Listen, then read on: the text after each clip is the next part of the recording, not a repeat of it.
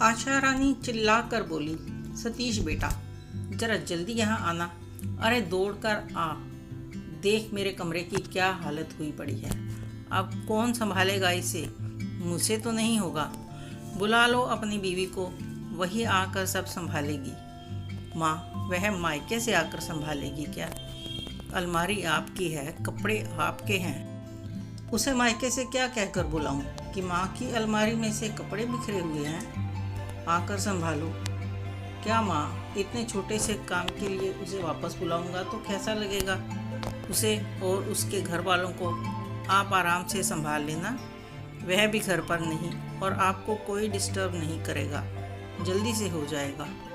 बेटा, अब तुम कहाँ जा रहे हो? थोड़ी सी मदद ही कर दो। कर देता माँ, लेकिन मुझे बहुत ज़रूरी काम से जाना है। इतना बोलकर सतीश घर से बाहर निकल गया और माँ देखती रह गई, कभी दरवाजे पर और कभी बिखरे हुए सामान पर। मन ही मन बड़बड़ाने लगी, किसने किया होगा? कहते हैं ना कि 100 सुनार की एक लोहार की। आज आशा देवी पर यही कहावत सही साबित हो रही थी। पिछले काफ़ी दिनों से आशा देवी अपनी बहू नीता को बहुत ही तंग करती रही। आज एक काम करना पड़ा तो पिछले सभी कारनामे चित्रगुप्त के लेखे की तरह याद आने लगे जो उसने किए थे। आशा देवी की बहू नीता आंगन में वॉशिंग मशीन लगाकर कपड़े धो रही थी। उसने कुछ कपड़े धोकर स्पिन करके एक बाल्टी में डालकर रखे और बाकी कपड़ों को मशीन में डालने वाली थी कि सासू माँ ने चाय मांग ली और वह रसोई में चाय बनाने चली गई तो पीछे से आशा देवी ने धुले हुए कपड़े मशीन में पलट दिए। और जब बहू चाय लेकर आई तो देखा कि धुले हुए कपड़े फिर से मशीन में पड़े हुए थे। तो नीता ने पूछा कि धुले हुए कपड़े दोबारा मशीन में क्यों डाले?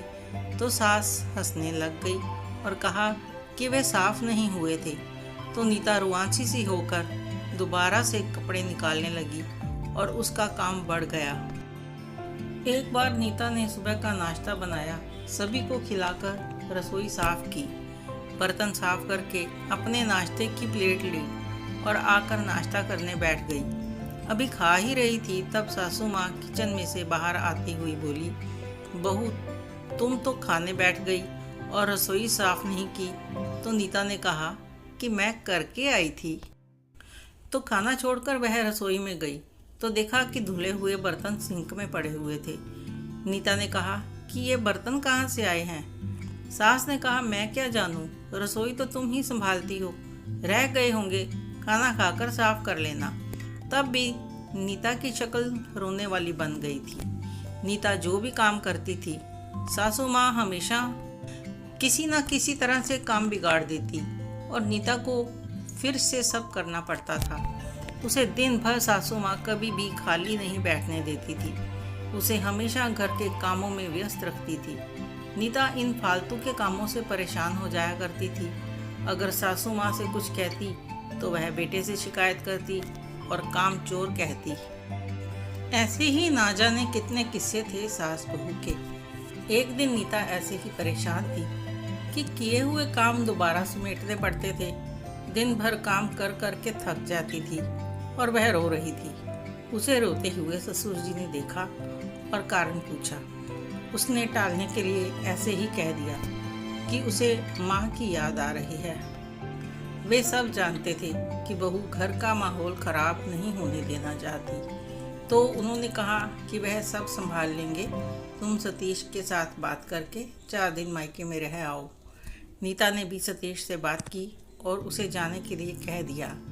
फिर उसने आशा देवी से कहा कि वह कुछ दिनों के लिए मायके जा रही है। अगले दिन सुबह नाश्ते का काम निपटाकर रसोई साफ करके नीता मायके के लिए निकल गई और अगले दिन सुबह आशा जी के पति अमर एक शादी में जाने वाले थे और जाते समय आशा से कहा कि उनके 2 जोड़ी कुर्ते पजामे इस्त्री कर देना और शाम तक लौटने का कहकर चले गए थे। और अंदर आकर देखा तो होश उड़ गए थे। साड़ियाँ हैंगर से बाहर थी, सारा सामान पलंग पर बिखरा हुआ था। पूरा दिन लग गया था, बड़ी मुश्किल से संभाला सब कुछ। थक गई थी, दोपहर में खाना भी नहीं खाया। पति और बेटा भी घर पर नहीं थे।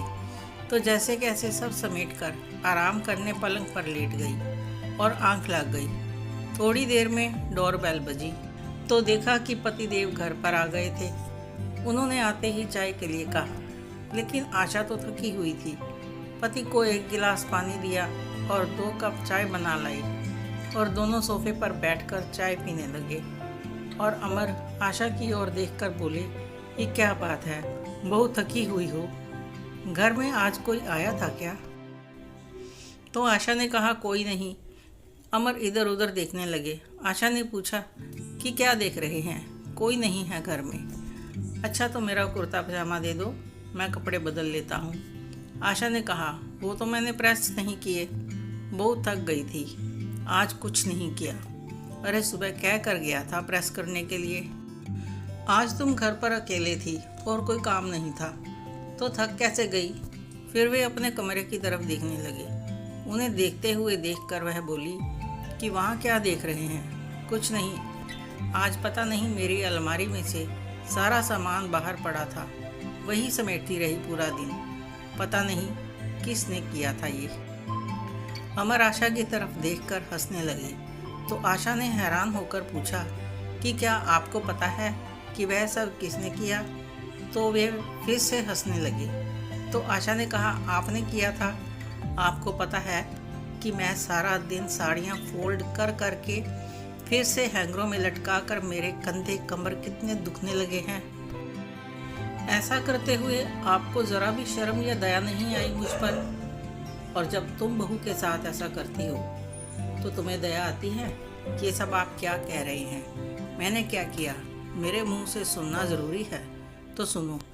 अब तक जो भी तुमने बहू के साथ किया, मुझे तुम्हारी हर हरकत पता है। वह अकेली सारा दिन घर संभालती है। उसका साथ देने की बजाय तुम उसका काम बढ़ाती रहती हो। उसे दिन में एक पल भी आराम नहीं करने देती। उसे परेशान करके तुम्हें कितनी खुशी मिलती है ना? और यह सब मैंने भी इसीलिए किया कि तुम अपनी बहू की परेशानी समझ सको। आज तुम्हें एक काम करना पड़ा तो तुम परेशान हो गई। वह भी इंसान है, तुम्हारी बहू है, बेटी है। अगर आज के बाद मैंने देखा कि तुमने उसे ज़रा भी परेशान किया तो मैं तुम्हारे साथ क्या करूँगा तुम सोच भी नहीं सकती। मैं तुम्हारे बेटे बहू को घर से अलग कर दूँगा। तुम खुद अपनी गृहस्थी संभाल कर रखना, तुम्हें कोई कुछ नहीं कहेगा। इस बात पर आशा बहुत ही शर्मिंदा हुई। उसने वादा किया कि वह अब बहू को परेशान नहीं करेगी।